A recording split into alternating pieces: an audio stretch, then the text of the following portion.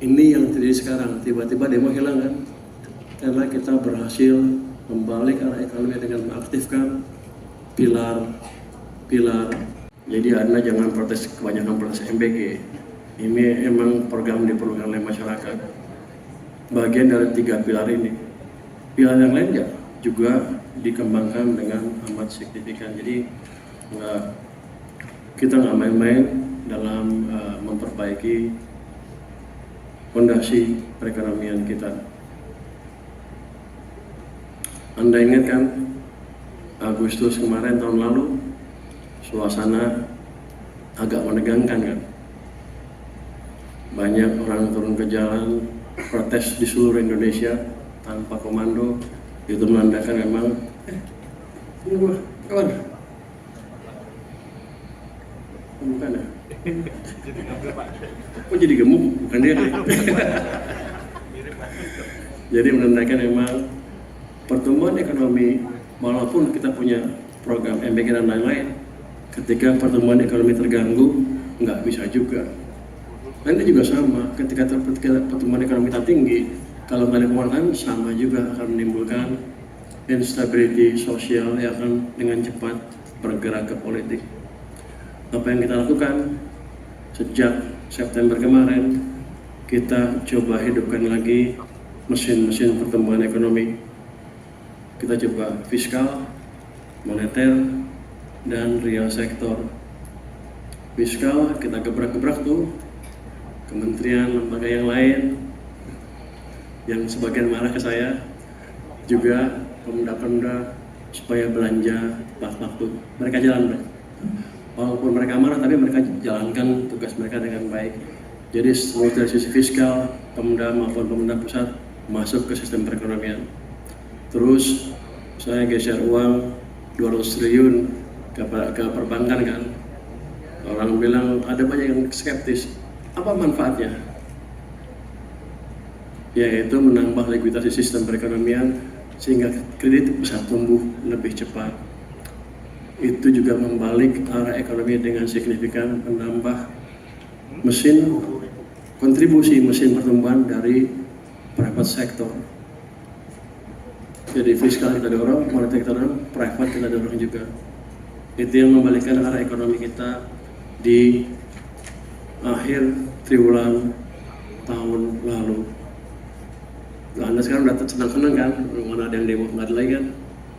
Waktu saya bilang, waktu saya dilantik, nanti kalau ekonomi bagus juga yang demo juga nggak turun ke jalan. Saya dimaki-maki orang kan, ini orang nggak ngerti perasaan masyarakat. Tapi yang saya nilai adalah pada waktu itu sebagian besar kritikus itu tidak mengerti apa dampak ekonomi ke stabilitas sosial politik. Saya bilang kan, kalau ekonominya bagus, mereka gampang cari kerja, mereka akan sibuk cari kerja. Ngapain demo capek? Ini yang terjadi sekarang, tiba-tiba demo hilang kan? Karena kita berhasil membalik arah ekonomi dengan mengaktifkan pilar pertumbuhan ekonomi kita. Dan ini akan kita teruskan ke depan. Next, setelah itu saya menjalankan cuma 5 menit ya. Cuma 5 menit ya. 10 kali 5 menit, kan 15 ya. 5. Anda bilang 5.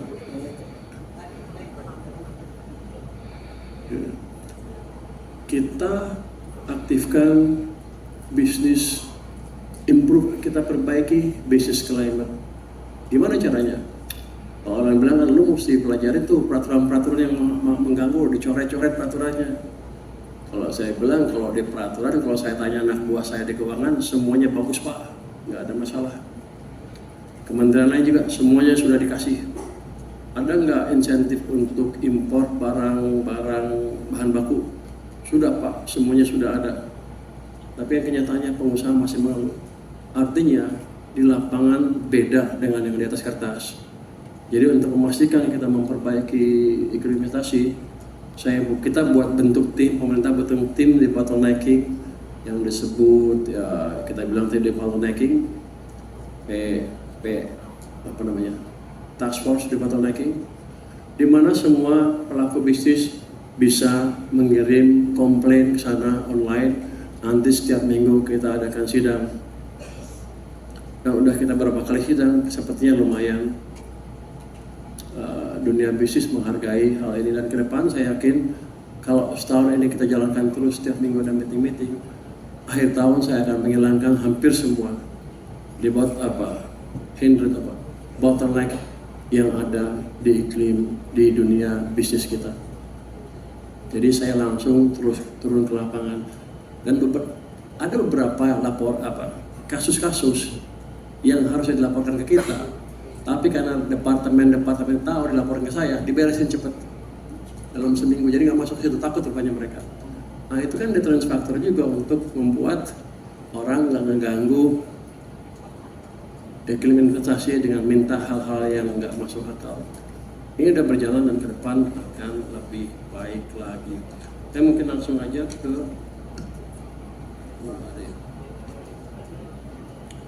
halaman 7 coba. Halaman 7. Anda kan pasti bingung, bertanya-tanya, gimana prospek ekonomi kita? Apa purba yang ngomong aja? Saya ekonom, kalau melihat data, saya lihat dari berbagai sisi.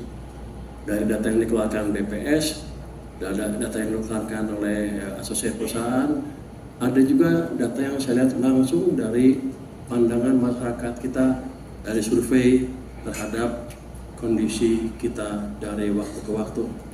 Anda lihat yang sebelah kiri itu, yang sebelah sini, ini ada indeks kepercayaan.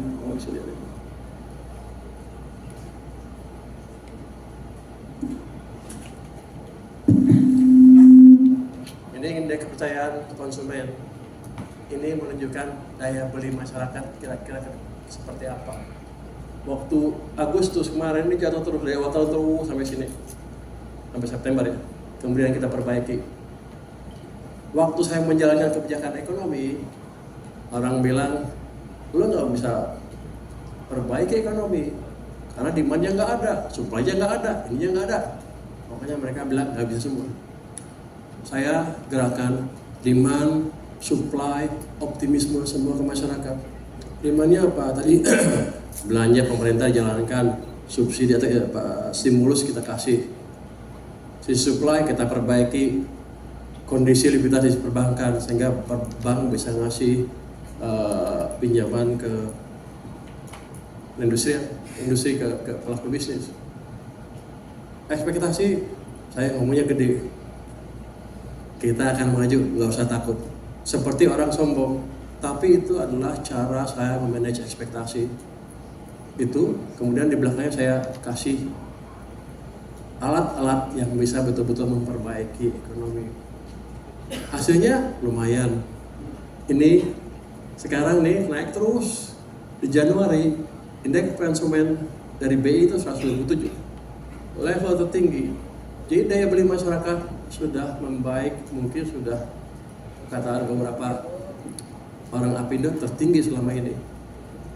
Terus dari sisi apalagi masih demand ya, retail sales dari landai naik turun sedikit, tapi saya yakin Januari naik lagi itu. Penjualan mobil motor sudah positif, sebelumnya negatif nih, sekarang sudah positif pertumbuhan. Artinya betul-betul ada perbaikan di sistem perekonomian kita. Terus ada konsumsi BBM tuh naik ke sana, penjualan mobil listrik untuk industri naik. Dari sisi supply, manufacturing activity yang lihat dari PMI sekarang positif lagi. Jadi kita bergerak ke arah perbaikan yang clear karena fondasinya kita address dengan baik. Dengan modal ini harusnya Anda nggak usah takut tentang prospek ekonomi kita. Kita menjalankan kebijakan yang pas. Anda nggak usah takut tentang stabilitas sosial politik, karena kalau kita lihat, ini cepat aja kali, di halaman 5 yang sana. Itu adalah indeks kepercayaan kepada pemerintah. Itu boleh dibilang kepada presiden kita ya. Waktu ribut-ribut kita lihat kuning ya, karena yang ini sudah kalibrasi. Di bawah 100 bahaya. Waktu itu udah mendekati 100, sudah 102.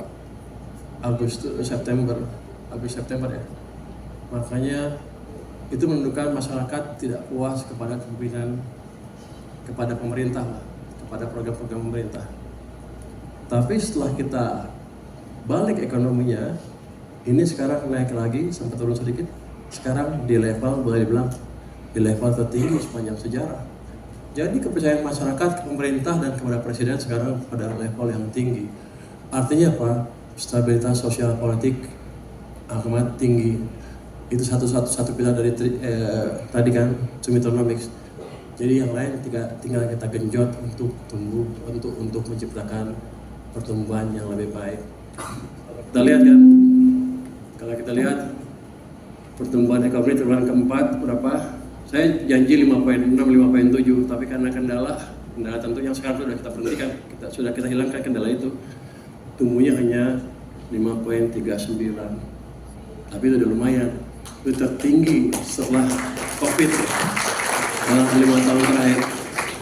Jadi lumayan, saya omongnya gede, hatinya juga lumayan. Tapi tentunya dengan bantuan yang lain-lain juga seluruh agen di perekonomian. Tapi dengan optimisme yang seperti itu, saya yakin ke depan akan membaik terus. 5,39 itu tertinggi, tahunannya jadi kita 5,11 kan. Itu paling tinggi di G20, lebih tinggi dari Cina. Dan lucunya, waktu kita belum mengeluarkan angka ini, orang kan berpikir ekonomi kita tumbuhnya akan lambat sekali. Makanya Moody's mengeluarkan outlook kita negatif. Karena ada prospek pertumbuhan yang lebih lambat katanya. Tahunya keluarnya lebih tinggi. Habis itu langsung IMF menaikkan prediksi kita dari 4,9 ke 5,2 untuk tahun ini. JP Morgan juga sama dari 4,9 ke 5,2. Jadi ada yang offside kelihatannya. Biar aja. Kita akan buat dia offside betulan. Triwulan pertama ini kita akan injek semua stimulus yang ada di pemerintah maupun bank sentral maupun yang lain-lain untuk belanja habis-habisan dan memperbaiki ekonomi investasi supaya dunia usaha juga bisa ekspansi. Jadi harusnya kita akan lumayan oke tahun ini. Di PDB sih, di APBN 5,4% pertumbuhannya, tapi saya akan coba dorong ke arah 6% semaksimal mungkin. Jadi ekspansi ekonomi akan berlangsung terus sampai nanti 2030-2031. Anda nggak usah takut kalau investor di pasar modal maupun dunia bisnis, cepat-cepat jalankan rencana investasi Anda. Terima kasih. Assalamualaikum. Terima kasih. Tepuk tangan buat Pak Purba. Stay updated. Info terkini masih banyak.